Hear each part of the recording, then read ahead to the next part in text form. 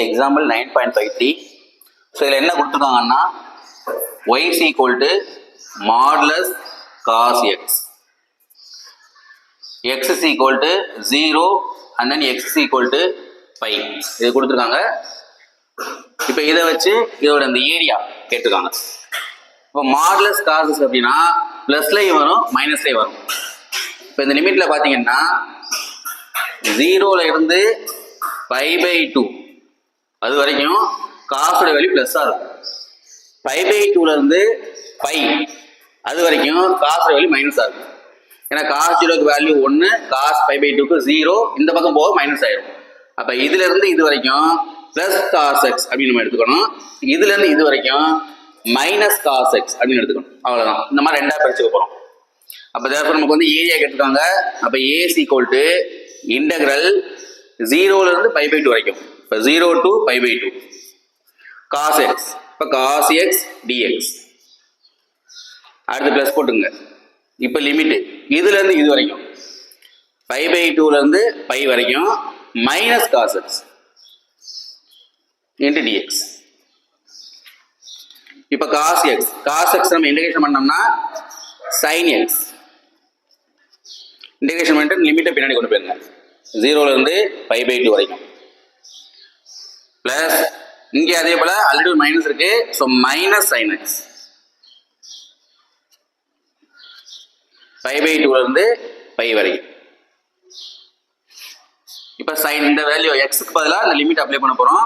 அப்போ sine π/2 minus போட்டு ரெண்டாவது லிமிட் சைன் 0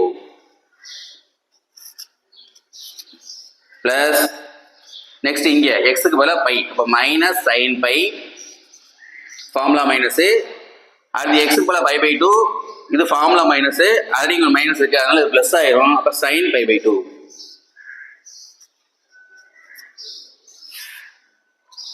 சைன் 90. சைன் 90க்கு வேல்யூ உங்களுக்கு தெரியும் 1, சைன் 0க்கு 0 பிளஸ் சைன் பைக்கு வேல்யூ 0, சைன் 90க்கு 1.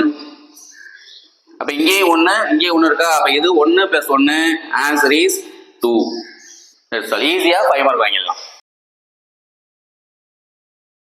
9.54.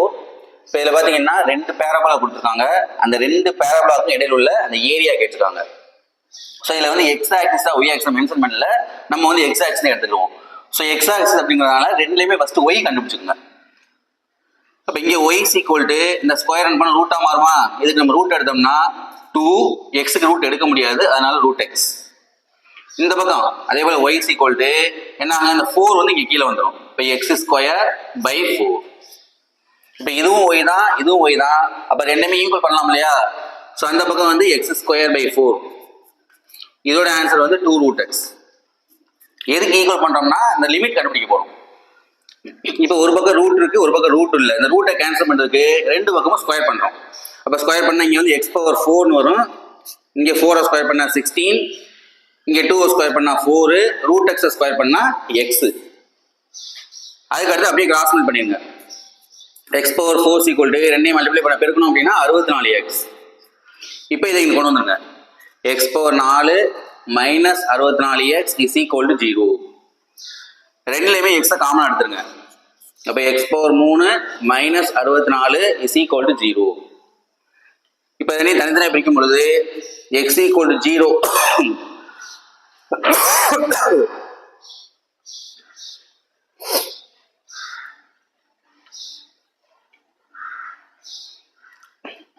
இப்போ ரெண்டையும் தனித்தனியாக பிரிக்கும் பொழுது x இஸ் ஈக்குவல் டு 0 அது ஒரு ஆன்சரு. இங்கே x³ ஈக்குவல் டு 64.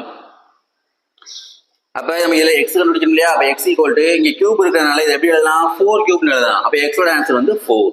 அப்போ லிமிட் பார்த்தீங்கன்னா 0ல இருந்து 4 வரைக்கும் லிமிட் கண்டுபிடிச்சாச்சு. இப்போ நம்ம டயக்ராம் கொடுக்குறோம். y² equal to 4ax. So இந்த டயக்ராம் எப்படி வரும், ரைட் சைடு இந்த மாதிரி. ஒவ்வொரு பேராபோலாவுக்கும் ஒரு டயக்ராம் இருக்கு. ஸோ y² ஈக்குவல் 4axங்கிறது right side parabola. x² equal to 4y அப்படிங்கிறது அப்வர்டு இந்த மாதிரி வரும்.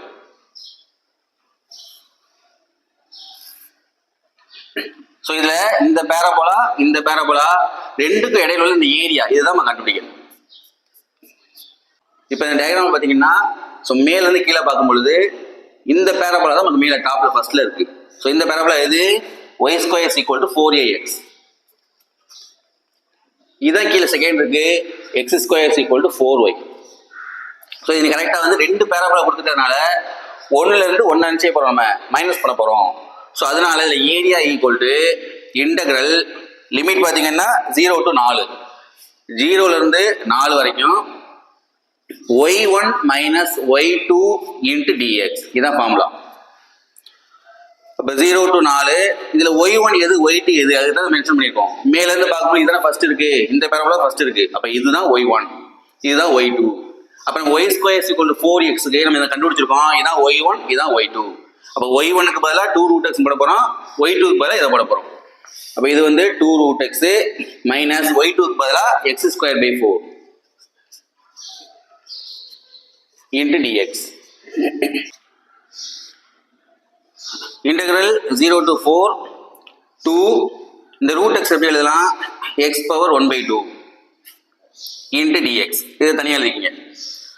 மைனஸ் இந்த 1 by 4 தனியா போட்டுக்கிறோம்.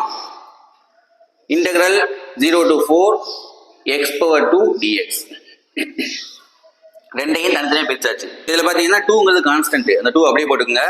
இதை இன்டெகிரேஷன் பண்ணும்போது +1 பவரில் 1 ப்ளஸ் பண்ணுறோம். அப்போ x பவர் 3/2.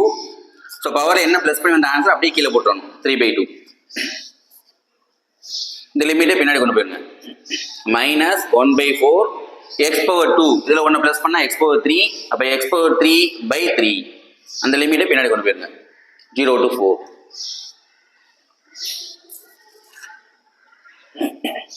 இப்ப 2 இங்க இருக்கு இல்லையா, அந்த 3/2 மேல போச்சுன்னா தலையில மாறினா 2/3 வந்துடும்.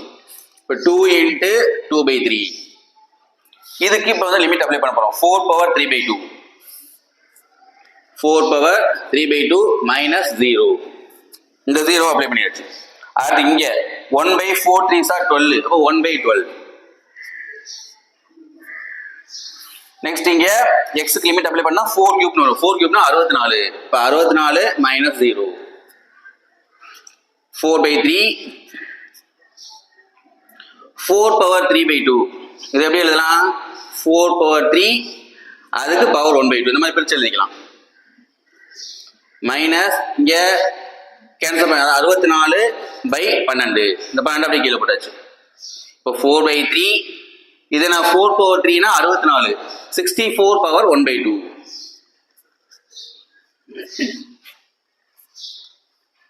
மைனஸ் இங்க கேன்சல் பண்றோம். 3 4s are 12 1 4 is 4 remaining 2 வரும். 6 4s are 20 power அப்ப 16/3. இப்போ 4/3 64 power 1/2 அர்த்தம் ரூட் 64 அர்த்தம். அப்ப ரூட் 64 ஓட ஆன்சர் வந்து 8 மைனஸ் 16/3. இப்போ 4 8s are 32 32/3 மைனஸ் 16/3. 32ல 16 மைனஸ் பண்ணா 16/3. This is the final answer.